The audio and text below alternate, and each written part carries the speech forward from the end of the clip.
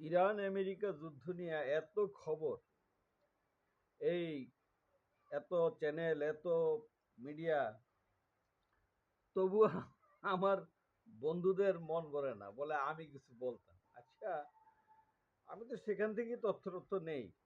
তো আগে একটু গতকালকে কিছু একটা বলছিলাম যে ইরান কতটুকু ক্ষতি করতে পেরেছিল আমেরিকাকে, কিন্তু ইরান সম্পর্কে কিছু জানা দরকার। ইরান পৃথিবীর 17তম বৃহত্তম দেশ, জনসংখ্যার দিক থেকেও প্রায় 17তম। বাংলাদেশের আয়তনে প্রায় 11 গুণ বড়, অর্থাৎ ইরানের আয়তন 16,48,195 বর্গ কিলোমিটার, একটা হিসাব মতে। এখন ওখানে রাষ্ট্রটা 31টা প্রদেশে বিভক্ত।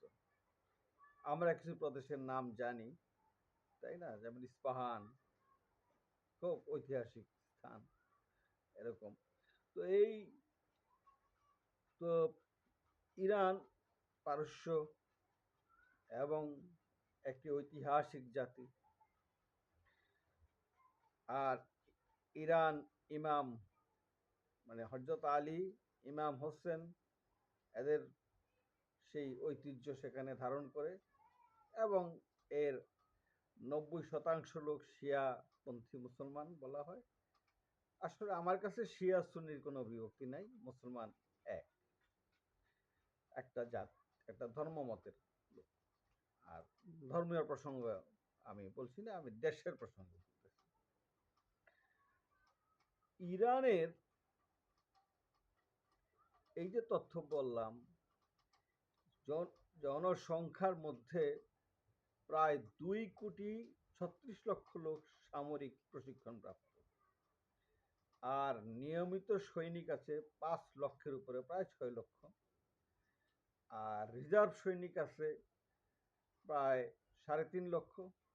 আর আইআরজিসি আছে 2 লক্ষর কাছাকাছি। আর আইআরজিসি কি, যেটা আমরা এখন প্রায় শুনি, ইসলামিক রেভলিউশন গার্ড।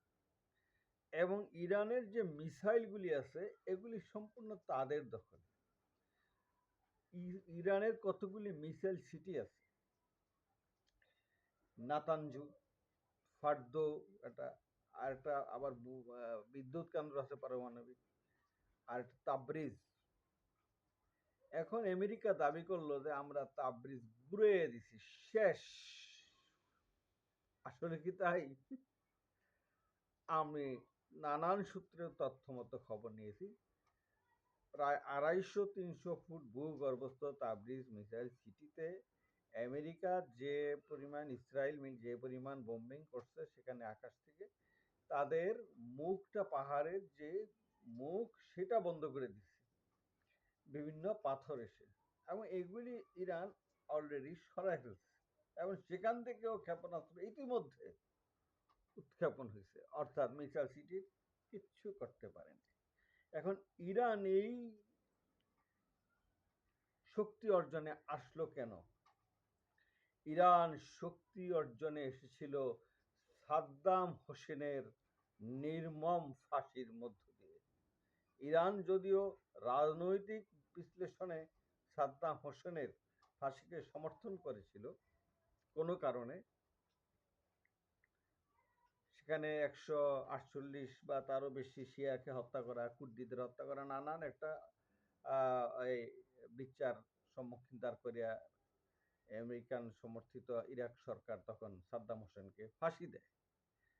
কিন্তু সেই ফাঁসির অনুভূতি প্রকাশের সময় তৎকালীন ইরানের প্রেসিডেন্ট মাহমুদ আহমেদ নিজাদ বলেছিল যে সাদ্দামের এই পরিণতি প্রমাণ করে আমেরিকা কখনো বিশ্বাস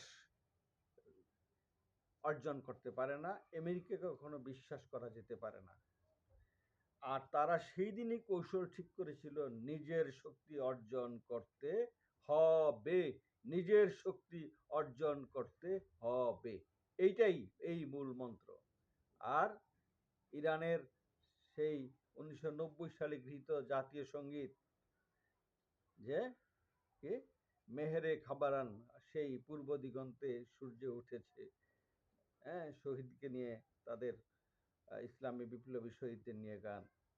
আমরা বলি পূর্ব দিগন্তে সূর্য উঠেছে রক্তলাল রক্তলাল, এইটারই একটি ছায়া সঙ্গীত বলা যায় ইরানের সেই জাতীয় সঙ্গীত মেহেরে খাবারান।